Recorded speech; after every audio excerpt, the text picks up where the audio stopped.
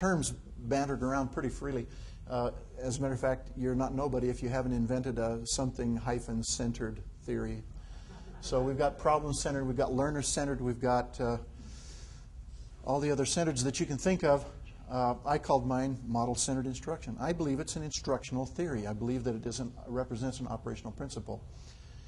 A dynamic cause-effect model of some kind with which the learner interacts. This is the operational principle for model-centered instruction. Or they observe this model in operation or participates in, like in reciprocal teaching, where you actually are part of the model.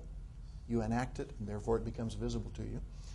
During the solution of a problem, drawing upon media and human resources, the teacher, any kinds of documents, in the presence of a learning companion, someone who can help you to self-evaluate, help you to articulate what you know, help you to, if you're getting way off course, can help you conserve some of your time by getting you back on course. A learning companion who nudges but does not dominate and does not take over your learning process, which may be human or technology-based. It can be an artificially intelligent tutor and can perform a range of support functions for you. That's my operational principle. Now, is that written in stone? Did I discover a truth, quote unquote? No, I don't think so. If one designer has better operational principles, can discover better operational principles than another designer, I'm going to paraphrase something, then that designer has so much the advantage in designing from that point. If you understand better operational principles, you can design better designs. To me, that's one of the places where technology and art start to merge together. If you understand a better structure of music, if you're Beethoven,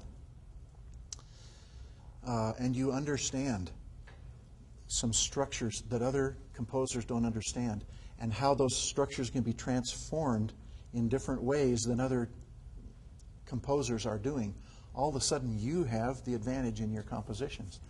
One of the things that fascinates me, I have a DVD of Leonard Bernstein talking about the Pastoral Symphony. What is it, the 7th?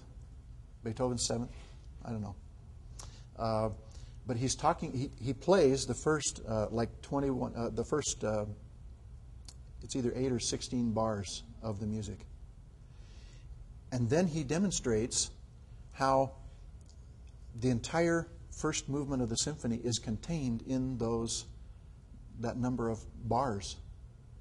And all he does is he takes this little theme, he inverts it, he transforms it, he repeats it, and sometimes he leaves it out. Sometimes he'll leave something out that you're expecting, which creates a kind of a tension, and then he'll resolve it in some other way.